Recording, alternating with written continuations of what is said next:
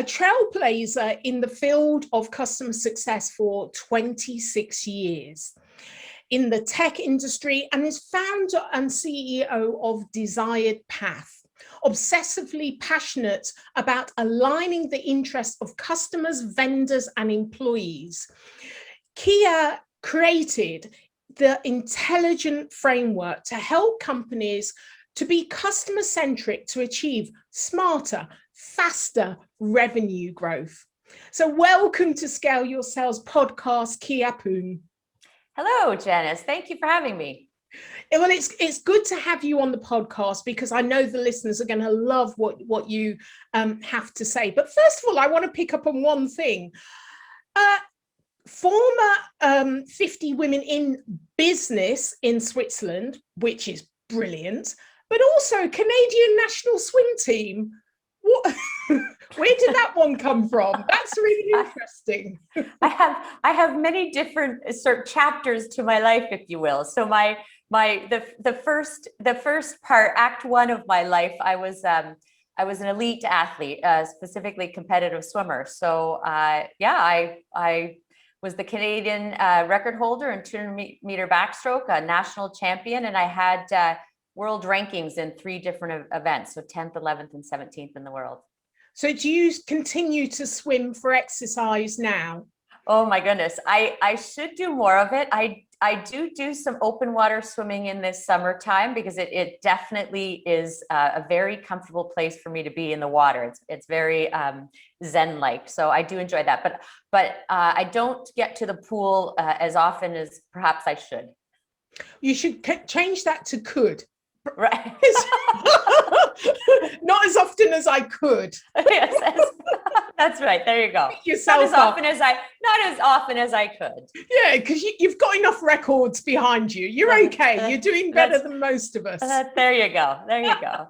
So let me ask you first of all, because I really loved the answers you had to this, about B2B shifting their focus, because I know your area of expertise is really about helping them to be more customer centric. So give me some more information about that, your perspective. Yeah, so I mean, I believe that companies who organize their business around this, around customers, that they just drive revenue more effectively, and they are more competitive, and they actually disrupt-proof themselves and their business. And so and why I say that is through my experience of 26 years in B2B software, is that what I found is, often vendors will spend their time focusing on their products and their services, and ensuring that customers adopt that. But what I found in my experience is that we need to flip that around and be more customer centric and understand why are customers buying the technology, because obviously they're not buying the technology by the technology, they're buying it to leverage it to better their business.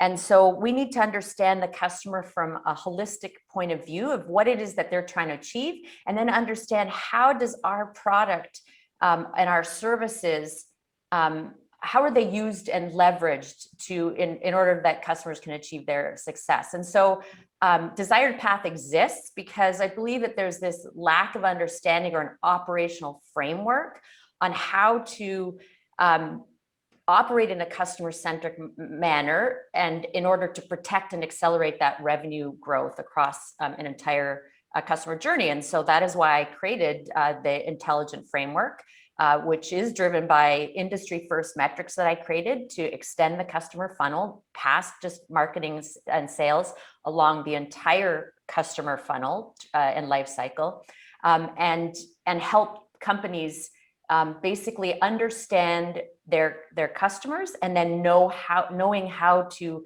build their business around the patterns of their most successful customers, so that they can grow customer revenue in a smarter and faster way. So there's a few things I want to unpack there. And first is, the intelligence framework, you talked about it being driven by industry first metrics and benchmarks. So how does that work? Yeah, so that great question. So, it's analogous to the sales and marketing funnel, where we've got very specific milestones that we're looking for as prospects go through the buyer's journey. I've helped companies create analogous metrics in the post-sales funnel, so the true customer funnel, to help them measure customer progress. So too often in a post-sales perspective, we are creating metrics and KPIs that we're using to measure operations and what we're doing. And in the belief that if we're doing what we're doing, it helps the customer and therefore it will in turn bring in revenue.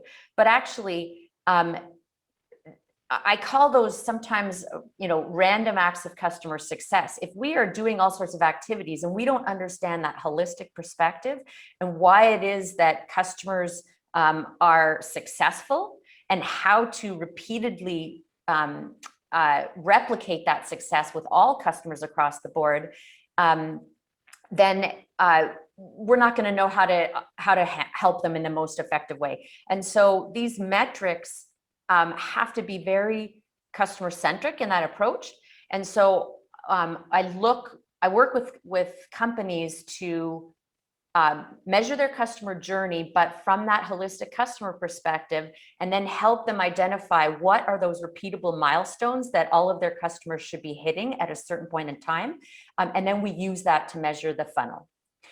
It's almost analogous to human development, right? When you go to a doctor for an annual checkup from birth to death, we're all unique individuals on this planet, but we all follow similar patterns, and we should be progressing at certain points of time. So if a doctor sees that a child is not progressing in the natural phases that they should be reaching, in the milestones that they should be reaching, that doesn't mean something is wrong just yet, but it means that we're monitoring them. And so in a business context, you can use that as well with customers to make sure that they're moving along in this success path in the most efficient and seamless manner.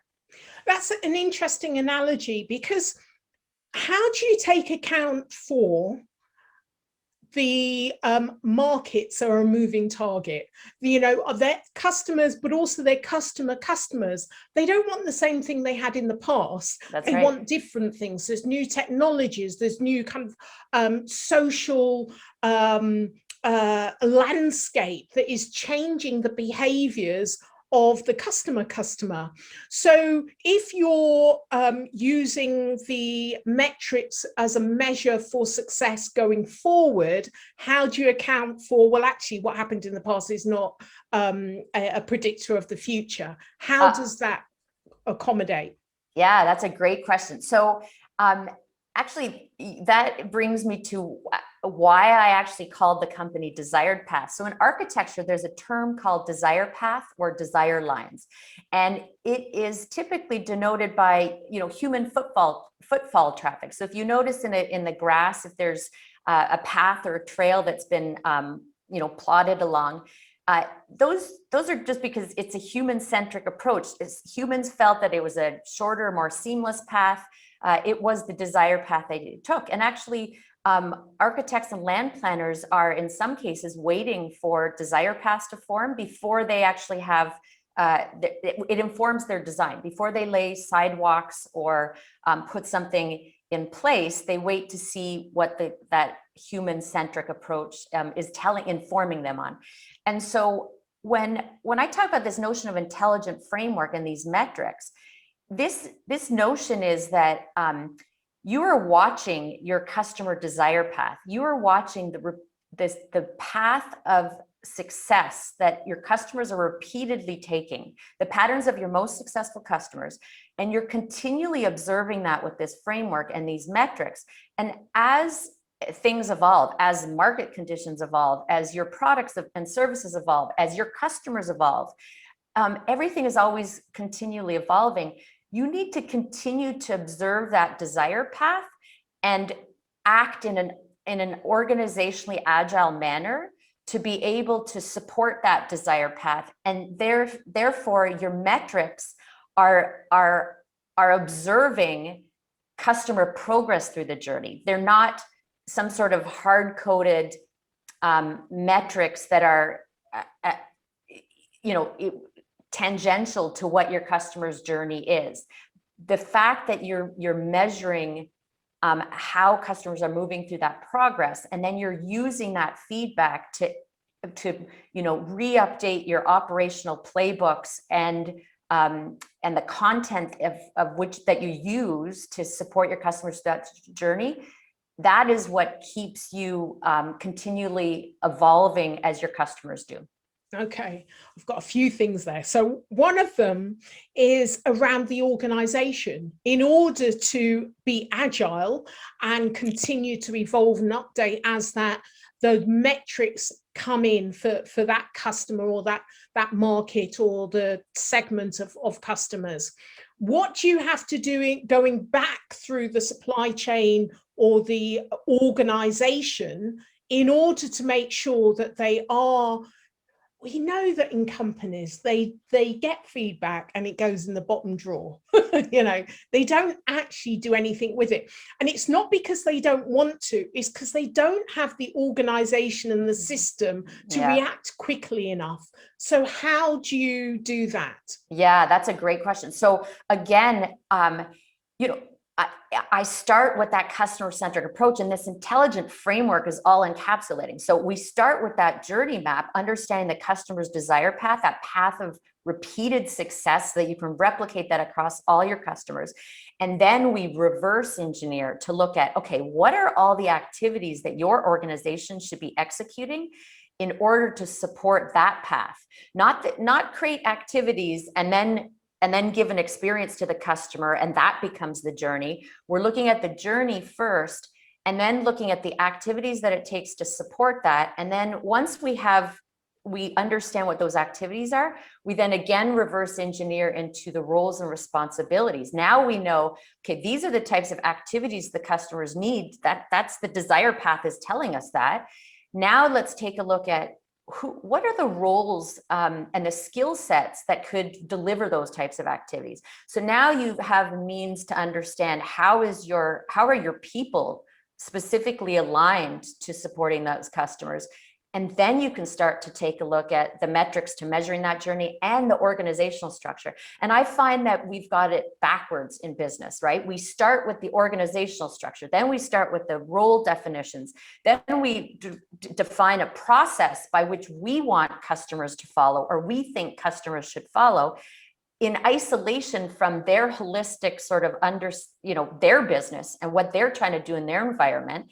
And then we inflict this on the customers, and then we're surprised why the experience is siloed, why it might be disconnected, why they're not adopting like we should, because we started all around ourselves in a vendor company centric specific model. And so I'm flipping that around, and then organization structure, people, etc., should be one of the last things that you either put in place if you're creating for the first time, or that you start to modify after you've understood what your customer's desire path is. That's interesting. Now, I'm getting the feeling, the indication from you that you're mapping a group of customers or a segment of customers and looking at the success map. What are the key things that have made that customer successful? So clarify for me, do you do this on a individual customer, or do you do it on a segment group, or do you do it on a market? Because not all customers are equal. There are going to be some nuances. So how do you organize the data that you collect from your customer in order to inform the desired path? Yeah, that's a great question, and a question I get asked quite often. So I take, I'm very pragmatic, and we need to balance out a lot of things. Otherwise, things can get very complicated quickly. And so at first, what I'm starting is I start to look at the customer in aggregate. So a company with all of the various different stakeholders and personas that they have in there, regardless of the segments, et cetera, I try to figure out what is that over-encompassing desired path. Because look, we as companies are going to the market with a value proposition, and we make promises about what our services and products can do. We don't have 100 different value props about the promises that we make. So by definition, we're going to market with a very specific message of what the promise is. So at a very high level, that value proposition is true for your customers because you've already addressed that market fit. And so I look at that journey at a higher perspective, and then the playbook and the organizational structure. Because if you have a million different customer journey maps, et cetera, how do you operationalize that? How can you actually execute to support customers? It's impossible. So I like to keep things very simple, and I have one operational framework. And I'll use the analogy of working out. You've got an Olympic athlete, or you've got someone going to the gym and doing, just going for regular fitness to keep in shape, maybe twice a week. Every athlete needs to sleep, have proper nutrition, stretch, do a warm up, maybe a main set and a cool down. An Olympic athlete might have very many different coaches, might be training 6-7 hours a day, 5-6 days a week. A weekend warrior going to the gym might go twice a week, an hour a week. They might do DIY the program. They might just go and look online for some exercise routines, or they might get a personal fitness instructor and do it themselves. Both those athletes have that journey, eat, sleep, etc. But the way the delivery happens is very different. So once we have that consistent journey across all of the customers, then I look at how do you segment, the Olympic athletes, if you will, opposed to the weekend warriors or seniors looking to exercise, or children, right? So you start to have your segments, and then you can start to deliver very specifically based on those needs. So then you have taking the analogy further, you've got that coach. And then if it's an Olympic athlete, you're going to coach them a lot more. So if it's more of your highest strategic level customer, and they require white glove service, you might be training them as a coach might be training an Olympic athlete, dedicated time with them all the time. There's a lot more than just the sport specific training. There might be nutrition and mental health and all sorts of aspects. If it's a smaller company, you can still give them an amazing experience, but you don't need to deliver in the same way. And so this is how I start to look at segmentation based on adoption needs, which is also different. I don't start to segment based on the usual way of segmenting in a sales in a manner. On post-sales manner, I look at what are adoption needs, and then you can start to deliver all the same plays, just in a different manner depending on who you're speaking with. Okay. All right. So I'm going to pick up on something else you said, because it's so interesting. Well, it's all interesting. Value proposition. So you said that companies will have a value proposition for their product. There is an argument to say that actually that's where sales companies are going wrong, that you actually have a value proposition for the customer, for each customer, in the way, what outcome do they want? Because we're talking about more complex sales than the transactional sales. And so for the complex sales, the way that they adopt a product, it may be the same product you sell it, but there's going to be some nuances, some changes, some bespoking of that. So the value proposition is very much to fit the customer rather than to fit the product, in which case it won't be one value proposition for the customer, for the product. It will be you'll create a value proposition for each of your customers. Well, I talk about the customer's desired objectives. So maybe it's just a nomenclature terminology that we're using. When I talk about value propositions, I'm talking about what is the vendor what promises that they're making out to the outside world about what they're offering. Of course, when you are then selling to the customer, you need to understand what it is that their objectives are and what they're trying to achieve. And the better you can understand how your services and your products meet and can be leveraged to meet their needs and objectives, the better off you are in terms of giving them an amazing experience and helping them be successful. And that, of course, is very unique to those customers. And that is where your resources should be spending the time. But if you've got everything else in your organization that's bespoke, if the way you operationalize and the way you're observing things and you have many different journeys, if everything is bespoke, you are not giving your organization the clarity, the space for them to specifically focus on the individual customer's needs. Everyone has to focus on, okay, what journey is this? All the operational things become bespoke, and it takes away the precious resource time to focus on the uniqueness of the customers. And so this is where it's really important to have commonality in the framework that you use, so that then you can spend that precious time being very unique per customer and handling it. But your operational model and your framework, your intelligent framework, should not be unique to each customer. Otherwise, it's not scalable and you will not be able to grow your business. Yeah, really interesting. Oh my gosh, we have, kind of discussed so much and delve into this. I absolutely love it. So let me ask you just a, kind of like a fun fact question.